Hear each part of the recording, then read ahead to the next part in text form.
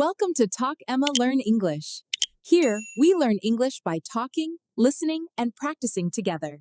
I'm Emma, And I'm Jack. and we are really happy you are here with us today. Maybe you're listening while driving, walking, cooking, or just relaxing with a cup of coffee. Wherever you are, thank you for pressing play and learning English with us. And before we jump into today's topic, we have a small favor to ask. Yes, if this podcast helps you improve your English speaking confidence, please follow the podcast and share it with one friend who is also learning English. Learning English becomes much easier when you practice together. Exactly.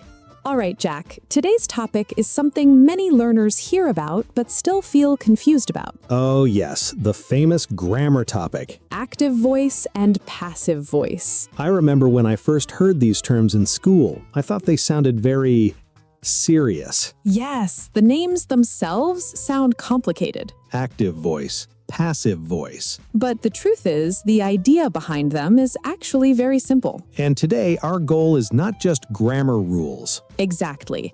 Our goal is to help you understand how people really use these structures in everyday English. By the end of this episode, you will understand what active voice is, what passive voice is, why we use passive voice, and how to sound more natural when speaking English. And we'll also practice with examples, little stories, and some fun situations. Because grammar becomes easier when it feels like a conversation, not a textbook. Exactly.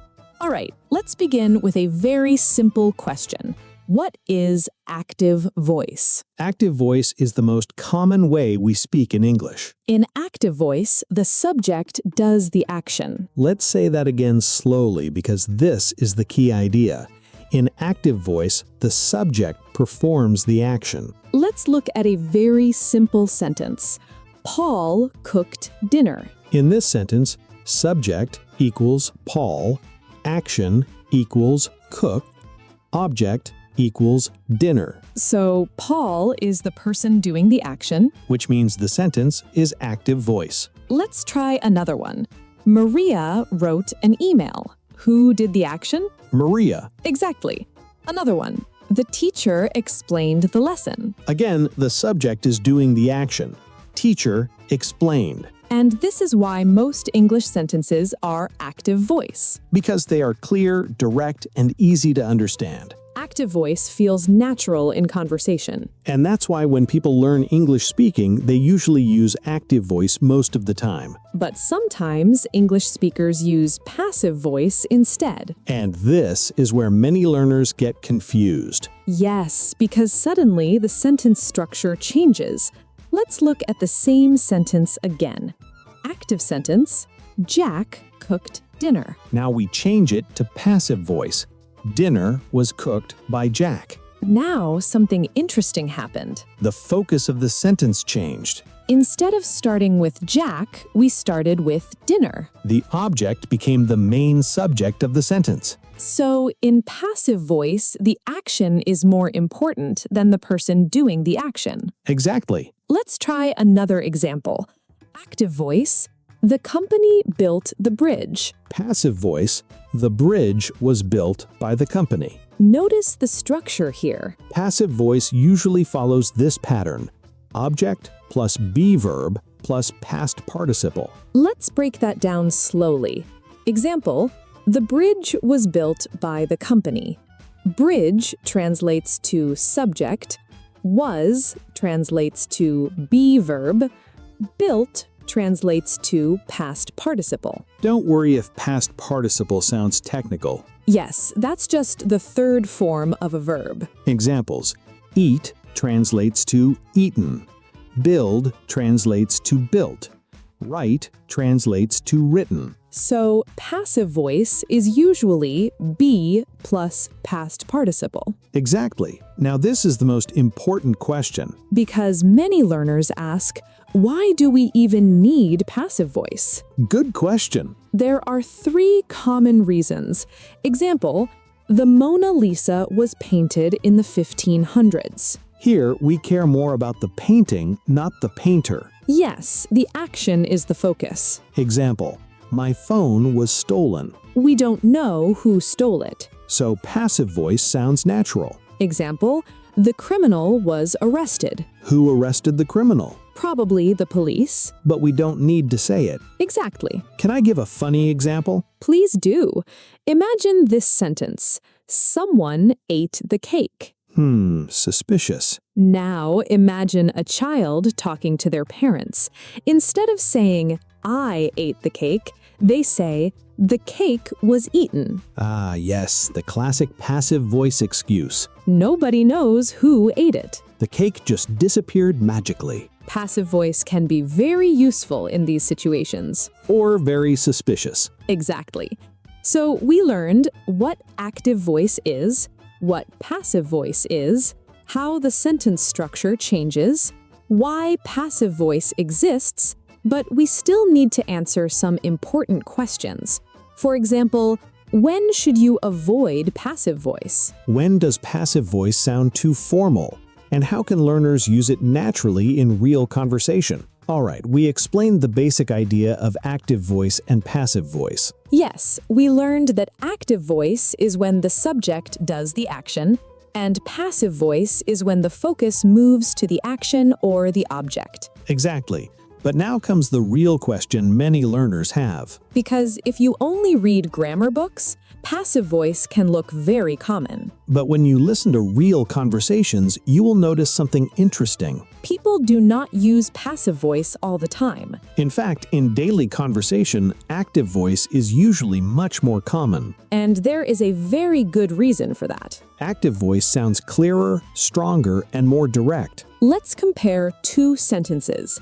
Active voice, the manager approved the plan. Passive voice, the plan was approved by the manager. Both sentences are correct. But the first one feels shorter and more natural in conversation. Exactly. When we speak, we usually prefer simple and direct sentences. But passive voice is still very useful in certain situations. So let's explore where passive voice appears naturally in English. One place where passive voice appears very often is news reporting. Yes, journalists use passive voice frequently. For example, a new bridge was built last year. Or, several people were rescued during the storm. In news, the event is more important than the person who did it. Sometimes the reporter may not even know who did the action. Exactly.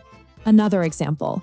The building was damaged during the earthquake. The focus is the building, not the person responsible. And that's why passive voice sounds natural in these situations. Another place where passive voice appears often is formal writing. Yes, especially in academic writing, reports, and research papers. For example, the experiment was conducted in a laboratory. Or, the results were analyzed carefully. Scientists often prefer passive voice because they want the focus on the process or result, not the person. But again, this is more common in writing than speaking. Another very common situation is when we don't know who did something. For example, my bike was stolen yesterday. We don't know who stole it. So passive voice makes perfect sense. Another example. The window was broken last night. Maybe someone broke it. Maybe the wind broke it. We simply don't know. So passive voice keeps the focus on the event itself. Sometimes we know who did something, but the person is not important. For example, the streets are cleaned every morning. We know city workers probably clean them. But the sentence focuses on the result, not the workers. Another example. English is spoken all over the world. We don't need to list every person who speaks English. Exactly. The idea is general. Let's try a small exercise. Good idea. I'll say an active voice sentence, and you change it into passive voice. All right, let's try. Sentence 1. The chef cooked a delicious meal. Passive voice would be, a delicious meal was cooked by the chef. Perfect. Next one. The teacher explained the lesson. Passive version, the lesson was explained by the teacher. Excellent. Okay, now it's my turn. I'm ready. Active sentence.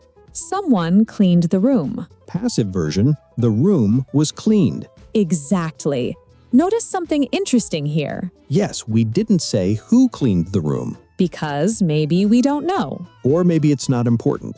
And that's a perfect moment to use passive voice. Now let's talk about a mistake many learners make. Yes, some students start using passive voice everywhere. For example, instead of saying, I made a mistake, they say, a mistake was made by me. Grammatically correct. But it sounds very unnatural in conversation. Active voice is usually better for speaking. Here's another example.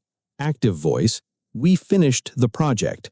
Passive voice, the project was finished by us. Again, both are correct. But the active version sounds simpler and stronger. So here is a helpful rule. Use active voice when the doer is important. Use passive voice when the action or result is more important. That rule will help you 90% of the time. Let's imagine a funny situation. Okay, Imagine two roommates in an apartment. all right. One roommate walks into the kitchen and sees a huge mess. Dishes everywhere. Food on the table. Chaos. So the roommate asks, "Who made this mess?" Now imagine the guilty roommate answers, mistakes were made. That's passive voice again. Yes, and it sounds like they are avoiding responsibility.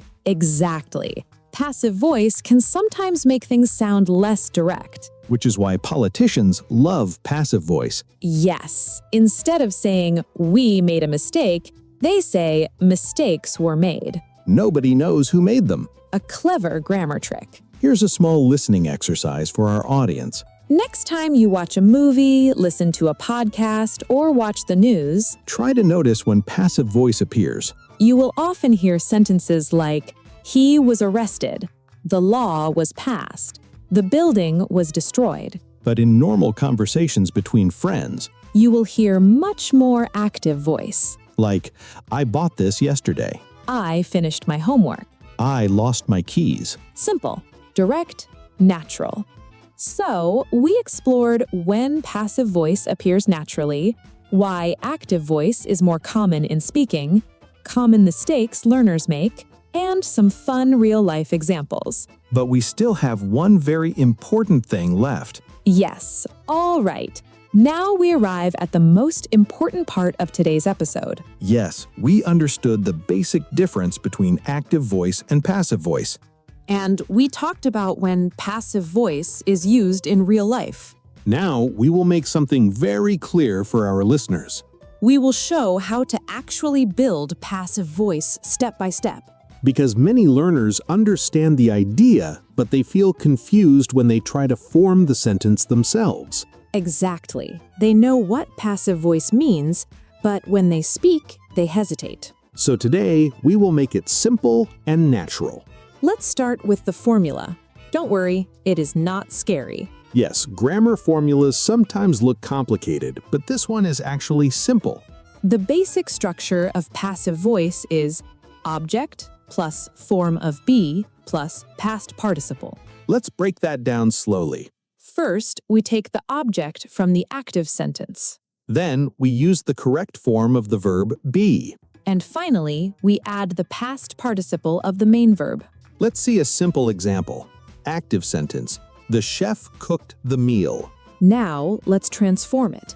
The object is the meal. So, in passive voice, the sentence becomes, the meal was cooked by the chef. Notice what changed. The object moved to the front. And we added was plus cooked. That's the passive structure. Now, here's something important. Yes, passive voice can appear in different tenses, just like normal sentences. But don't panic. We will go through the most common ones. Active. People speak English all over the world. Passive version. English is spoken all over the world. Notice the structure. Is spoken. Another example. Active. The company produces cars. Passive. Cars are produced by the company. Now, let's look at past tense. Active. The storm destroyed the bridge. Passive. The bridge was destroyed by the storm. Another example. Active. Someone stole my phone. Passive. My phone was stolen. Here, we removed who did it because we don't know. Passive voice can also appear in future tense. Active. They will build a new hospital. Passive version. A new hospital will be built. Notice the structure. Will be plus past participle. Another example. Active. The team will finish the project next week. Passive. The project will be finished next week. I think it's time for a small challenge. Uh-oh. Don't worry, it's easy. All right, let's do it. I will say an active voice sentence, and you turn it into passive voice. Deal. Sentence 1. The teacher checked the homework. Passive version. The homework was checked by the teacher. Perfect. Sentence 2. The police caught the thief. Passive. The thief was caught by the police. Very good. Now a tricky one. Someone opened the door. Passive version. The door was opened. Excellent. Notice something important. Yes, we didn't mention who opened the door. Exactly. Sometimes passive voice removes the doer completely. Now, let's listen to some passive voice examples that people use in everyday life. You might hear sentences like these. The meeting was canceled. Or, dinner is being prepared. Or, your package was delivered this morning. Here's another one we hear often. Your order has been shipped. Yes, online shopping emails love passive voice. They always say things like, your order has been processed. Or, your payment was received. It sounds formal and professional. Passive voice can also be funny. Really? Imagine a child in the kitchen, Okay. and suddenly there is a loud crash. A plate breaks. The parent walks in and asks, "Who broke the plate?" And the child says, the plate was broken. That is classic passive voice. Yes, because the child doesn't want to say, I broke it. Passive voice sometimes helps people avoid responsibility. That's a grammar trick. Let's compare a few more examples. Active. The manager approved the plan. Passive. The plan was approved by the manager. Active. The company released a new product. Passive. A new product was released. Active. Someone cleaned the office. Passive. The office was cleaned. You can see the pattern clearly now. Yes, active voice focuses on who does the action. Passive voice focuses on what happens. If you ever feel confused about which one to use, remember this rule. Active voice is best when the doer is important. Passive voice is best when the action or result is more important. That rule will help you in most situations. All right, before we finish today's episode, let's quickly review everything we learned. Good idea. First, we learned the difference between active and passive voice. Active voice, the subject does the action. Passive voice, the subject receives the action. Second, we learned the basic formula. Object plus be plus past participle.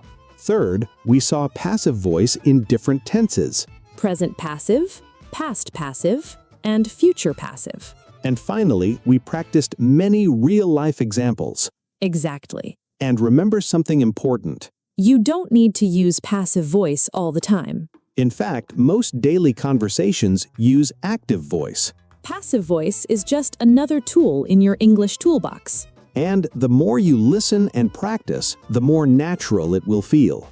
Before we go, we have a small question for our listeners. Yes, Write a sentence in the comments using passive voice. it can be simple. For example, my homework was finished. Or, the cake was baked. We love reading your examples. And if this episode helped you understand active and passive voice, please support the podcast. Like the video. And share this episode with a friend who is learning English. Learning together makes everything easier. Absolutely. All right, everyone. That's all for today. Thanks for learning with us. See you in the next episode. Take care and keep practicing your English. Bye, everyone.